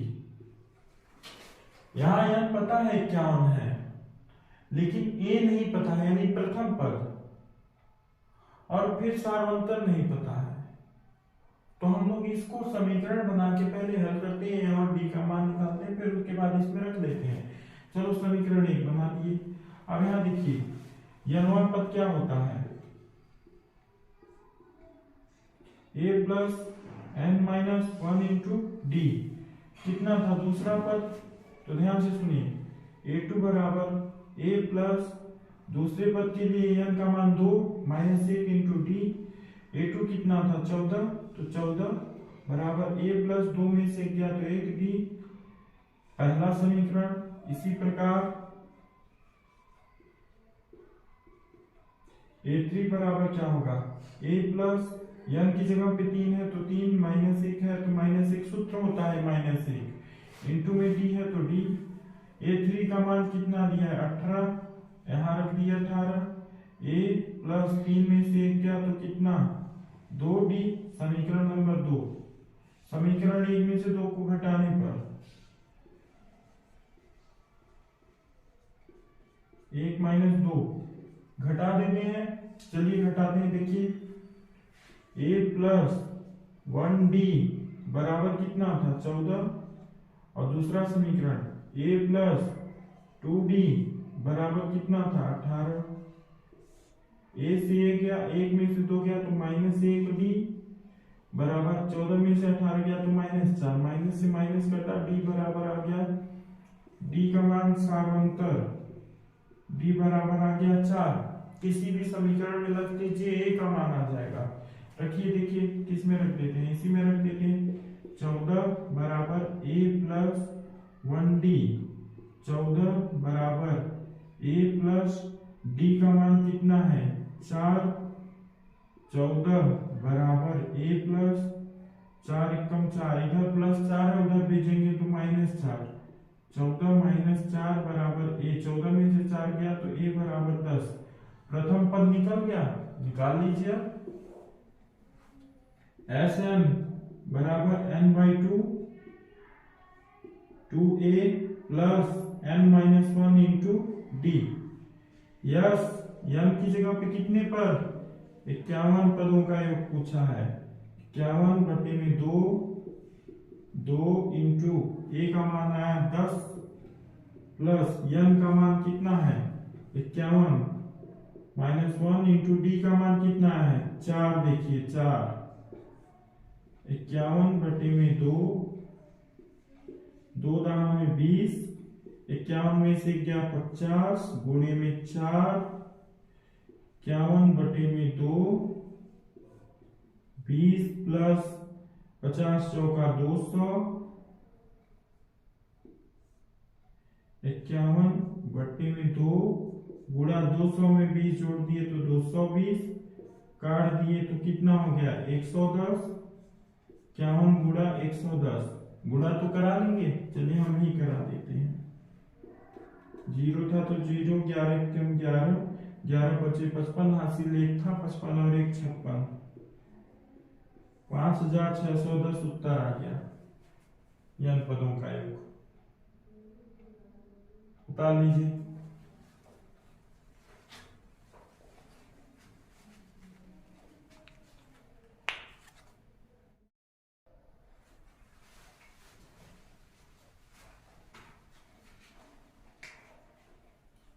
सात, 13, 19 डॉट डॉट डॉट 205 में कितने पद हैं। समांतर श्रेणी का सवाल है, पूछ रहा है कि कितने पद हैं।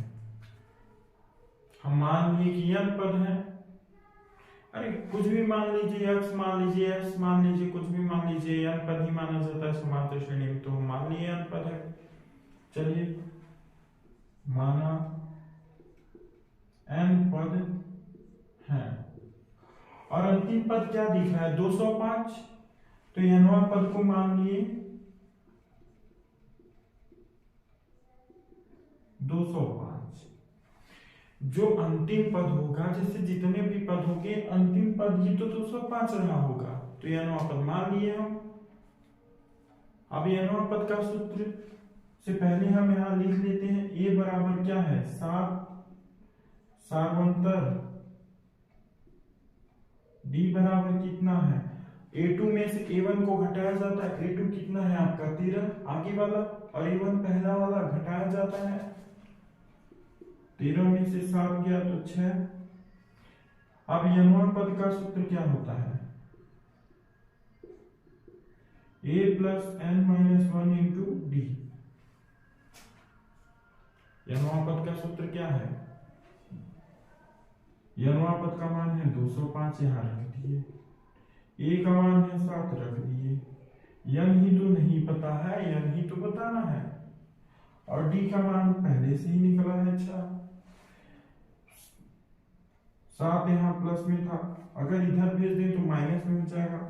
205 माइनस 7 बराबर 6, n माइनस 1,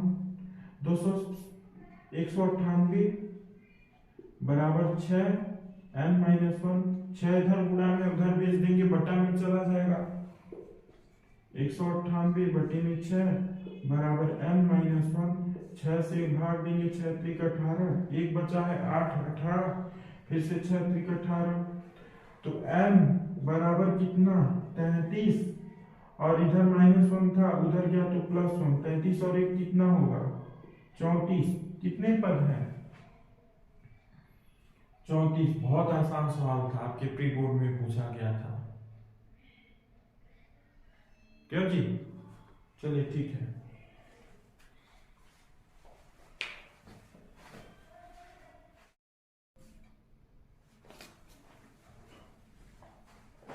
दुनिया का सबसे बड़ा वो गधा आदमी होगा जो ये 3/5 जो tan का मान दिया है और इसका मान ना निकाल पाए त्रिकोणमिति में।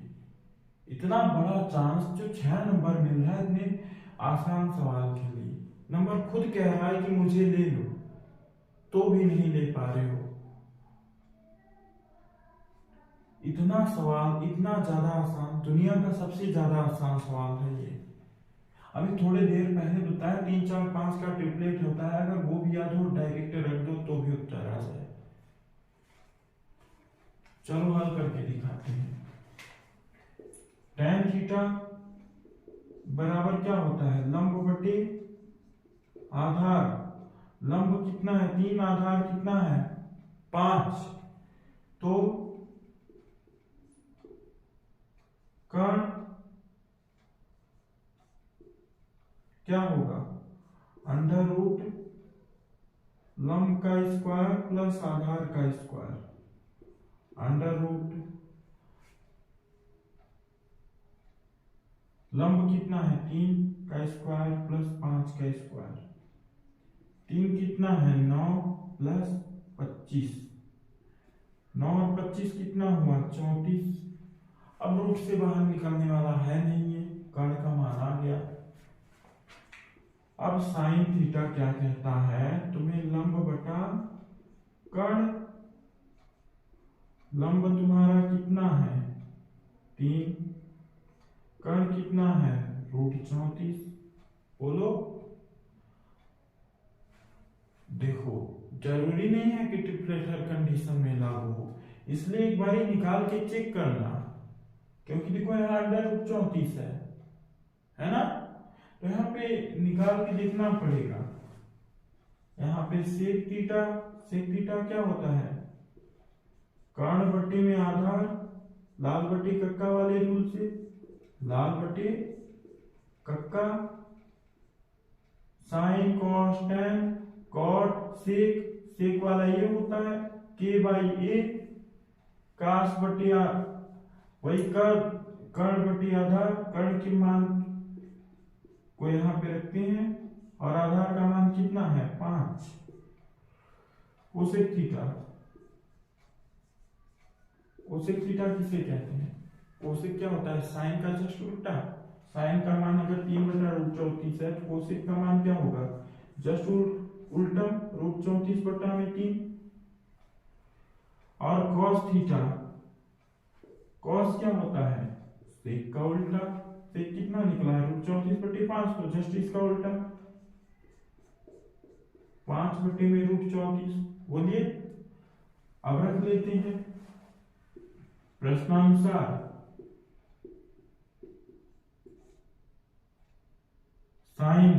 साइन का मान रखते हैं। साइन का मान कितना है 3/√34 प्लस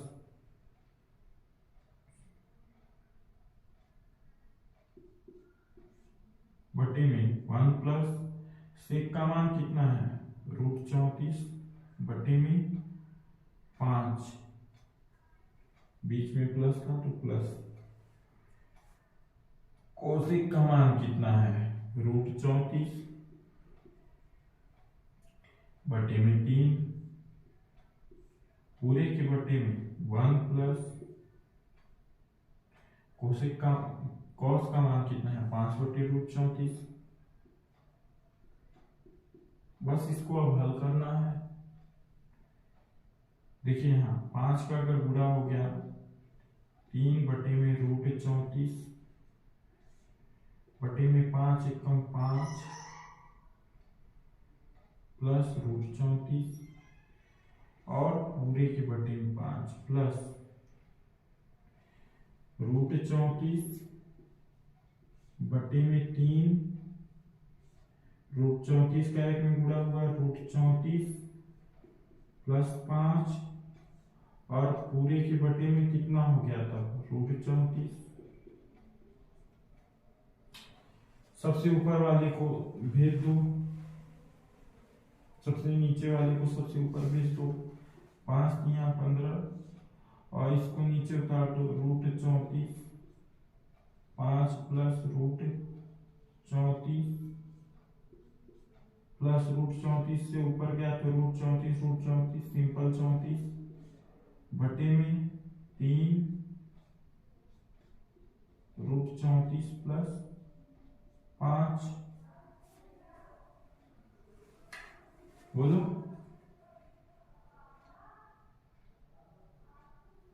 अब इसके आगे हल कर लेते हैं हम लोग। देखिए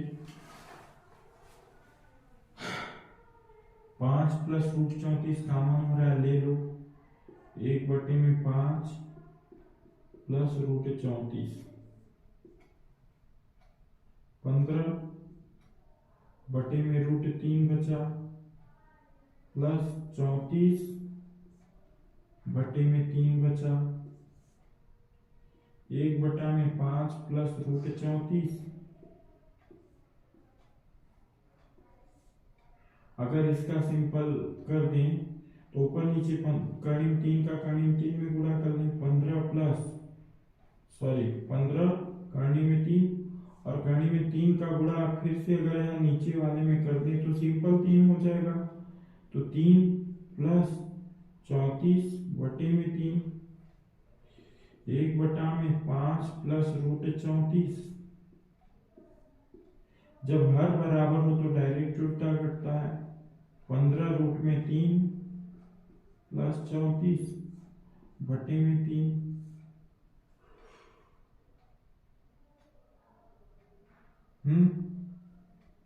अब यहाँ पे देखते हैं हम लोग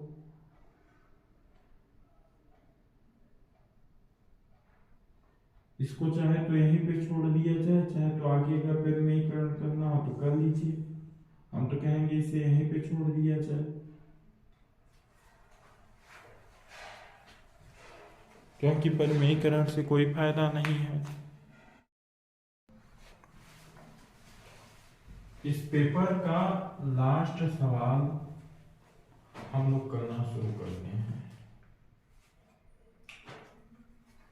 चलिए हम भी थक गए हैं। पेपर का लास्ट सवाल क्या है, क्या कहता है? 1.5 मीटर लंबा लड़का। देखिए यहाँ पे एक लड़का बना दिए, ये कितना लंबा है 1.5 मीटर। एक 30 मीटर ऊंचे भवन से, एक भवन है मान लीजिए ये घर कोई, इसकी ऊंचाई जितनी दी है, कितनी दी है इसकी ऊंचाई 30 मीटर। भवन से कुछ मीटर दूरी पे है, मान लीजिए x दूरी पे है। हमें क्या पता कि कितनी दूरी पे है, तो x मान लेते हैं हम लोग। और इसकी ऊंचाई दी हुई है यहां से लेके यहां तक 30।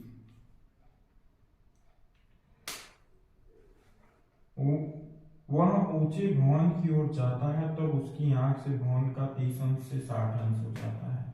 जब यहां से यहां चला, मान लो इधर आ गया ये लड़का, तो ये कोण बढ़ करके पहले जो 30 था अब 60 हो गया।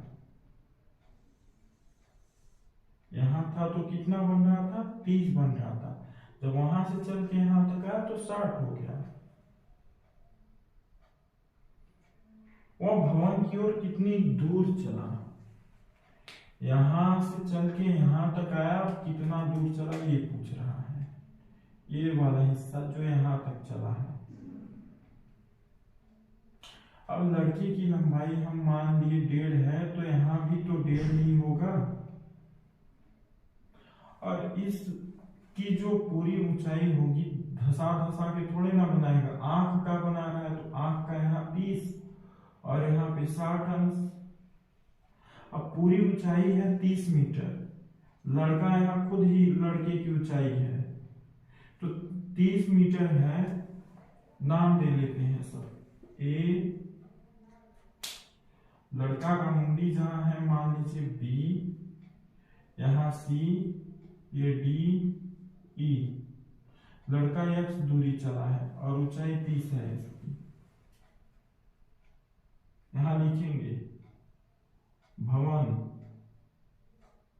की ऊंचाई बराबर कितना, 30 मीटर। लड़के की ऊंचाई कितनी है, बी से सी तक 1.5 मीटर। माना x मीटर दूरी चलकर यहां से यहां तक कितनी दूरी हम मान लिए, x मीटर चल के आया होगा। x मीटर दूरी चलकर E से D पे पहुंच गया, E से D पर पहुंचा।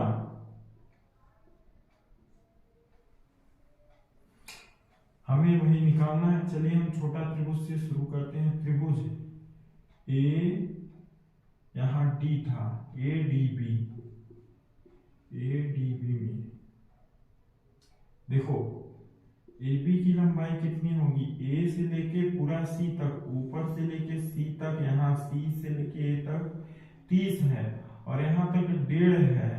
तो जब ये वाला हिस्सा घटाएंगे तभी तो बी से ए तक पता चलेगा। यानी ए बी बराबर 30 में से जो लड़के की लंबाई है 1.5 घटा दिए तो कितना है, 28.5। यानी कि ए बी की लंबाई इतनी और कोण दिया है। अब जानते हो tan थीटा बराबर क्या होता है, लंब बटे में आधार।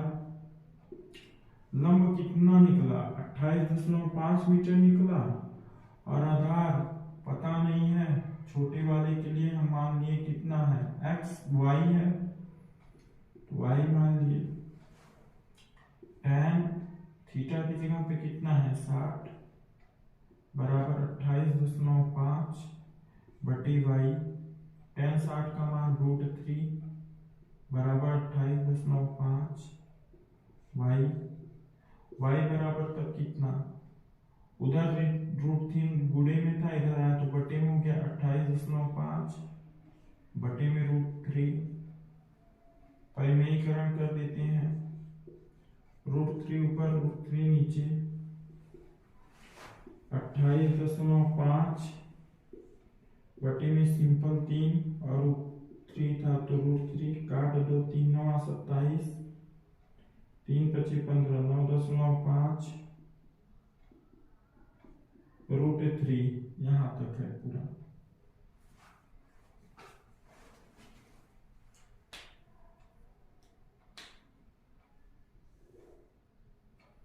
चलिए इसके आगे देखिए, बड़ा वाला त्रिभुज लेते हैं।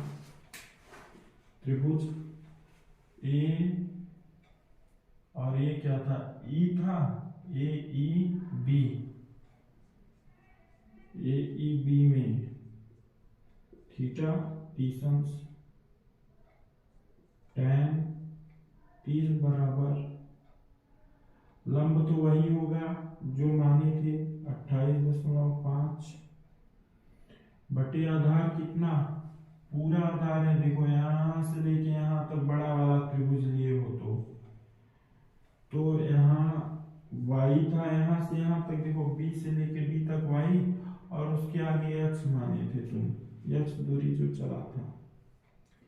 tan 30 का मान 1 बटे करने में 3 बराबर 28.5 बटे में y का मान पहले ही निकला हुआ है कितना 9.5 √3 और प्लस x √3 डर बटे में है, इधर भेज दो गुणे में हो जाएगा 28.5 √3 बराबर, और इसको तिरछे पे एक में गुणा करा दो 9.5 √3 प्लस x, तो x बराबर कितना, इधर ये प्लस में उधर भेज दो माइनस में 28.5 √3 माइनस 9.5 √3 ले लिए कॉमन 28.5 माइनस 9.5, 28 में से 9 जाएगा तो कितना 19 √3 19, और 5 में से 5 गया तो 0, उत्तर कितना आ गया 19 √3, और √3 का अगर मान रख देंगे 1.73 तो गुणा करा लीजिएगा, जितना आएगा वो उत्तर होगा 3430 के आसपास आएगा। ठीक है,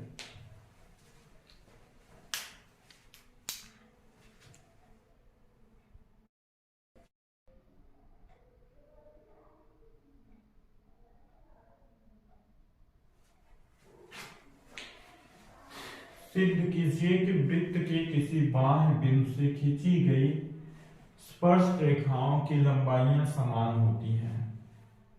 इतने बार एग्जाम में पूछा गया है, इतनी बार एग्जाम में पूछा गया है, आप लोग समझ क्यों नहीं रहे हैं? अरे बोर्ड में इतनी बार आया है, प्री बोर्ड 2024 में आया है, इसको हल करिए। देखिए यहाँ पे इसके लिए देखिए, मान लीजिए हम पहले को वृत्त बना दिए, अब वृत्त का केंद्र क्या मान लिए O, अब इस केंद्र O की त्रिज्या यहां मान लिए, अब इस त्रिज्या से बाहर बिंदु, कहीं बिंदु बाह्य बिंदु बोला है तो बाह्य बिंदु हम मान लिए कोई बिंदु यहाँ P, अब P से हमें दो स्पर्श रेखाएं खींचनी है। स्पर्श रेखा क्या होती है? जो वृत्त के परिधि को टच करे, टच करते हुए जाए। मान लो हम दो स्पर्श रेखाएं खींच दिए PA और PB। अब बोला है कि हमें सिद्ध करना है कि P से लेके A तक और P से लेके B तक की लंबाई समान होगी। तो हम लोग यहाँ पे करते हैं, देखिए यहाँ पे पहले लिखते हैं, दिया है एक वृत्त का बाह्य बिंदु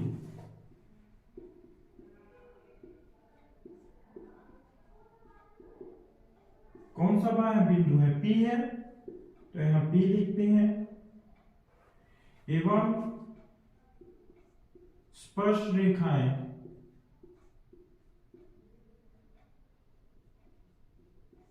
क्या है? P से लेके A तक, P से लेके B तक, PA और PB हैं। अब सिद्ध क्या करना है?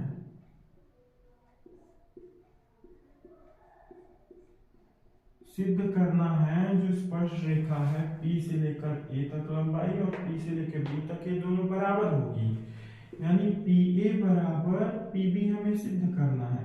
हम लोग रचना करते हैं, रचना कैसे करेंगे?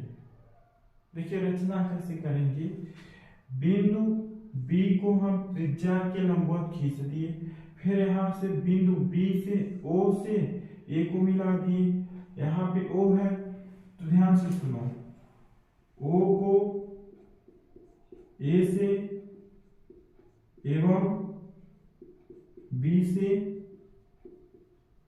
मिलाया।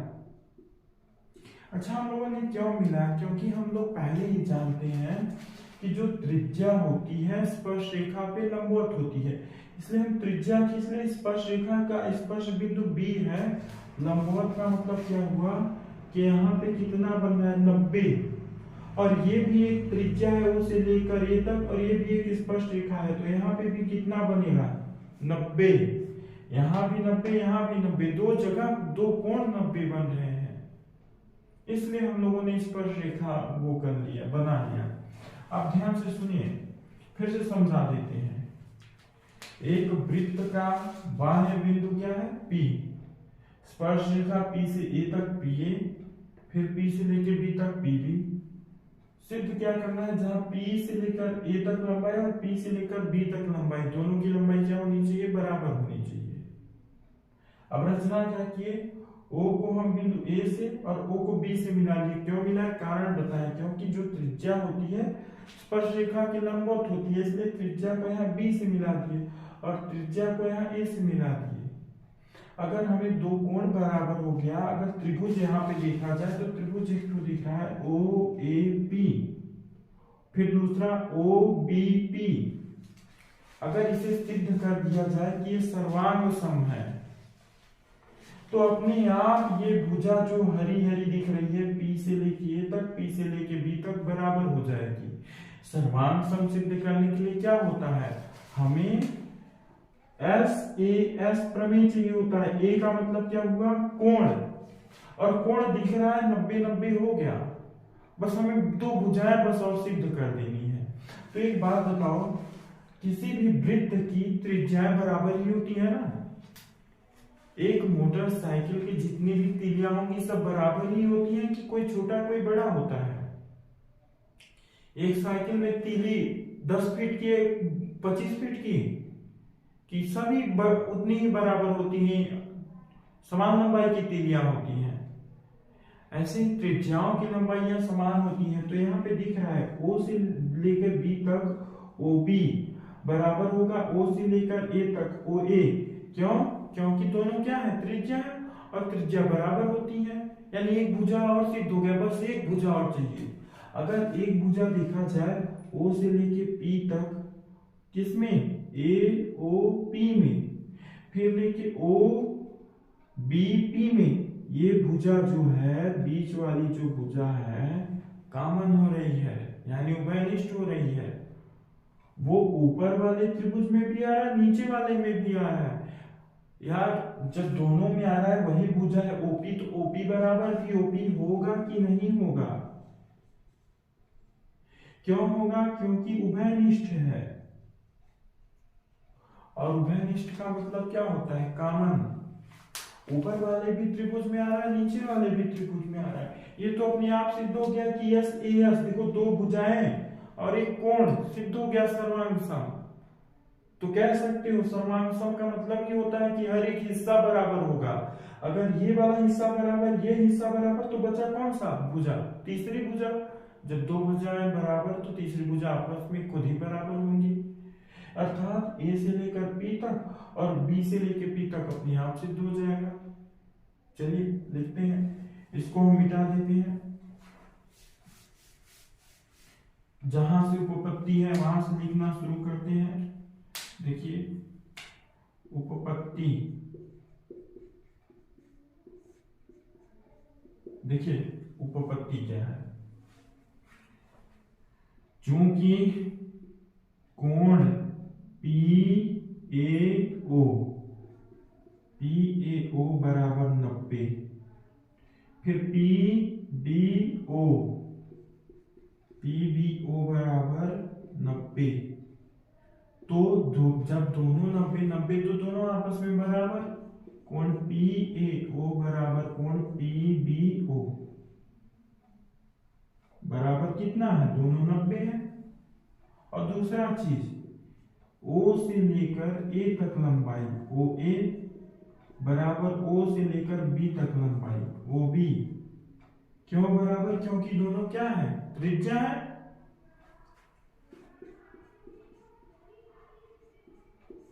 तीसरा चीज, ये भुजा OP ऊपर वाले में भी आ रहा है, ऊपर वाले त्रिभुज में, और OP नीचे वाले त्रिभुज में भी आ रहा है। देखो ये वाला हिस्सा ऊपर वाले में भी, फिर नीचे वाले में भी देखो दिख रहा है ये वाला हिस्सा, यानी OP बराबर OP। क्यों? क्योंकि दोनों ही त्रिभुज में वही भुजा है। जैसे एक ही बाप के दो बेटे हुए, उस बेटे का भी बाप वही होगा और दूसरे वाले का बेटा का भी बाप वही होगा, यानी एक ही बाप है तो एक ही बाप तो बराबर ही होगा। तो ओपी बराबर ओपी क्या है, उभयनिष्ठ।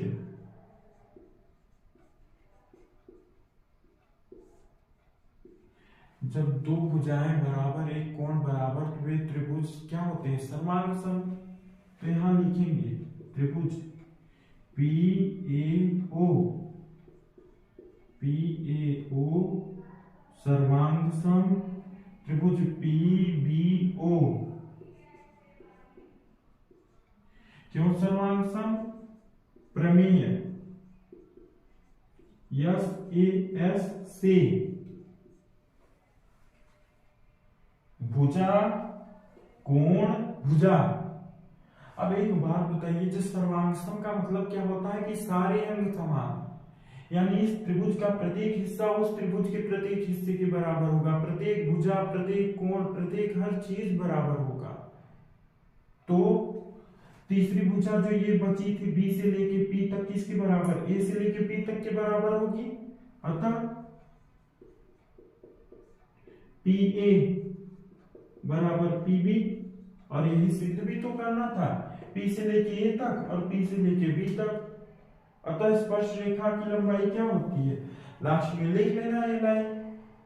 अतः वृत्त की बाह्य बिंदु से खींची गई स्पर्श रेखा की लंबाई समान होती है, और यहां पे लिख लेना इति सिद्धम।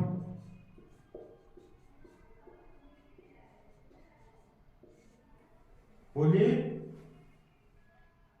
नीरज, दिक्कत है बोलो, चलिए।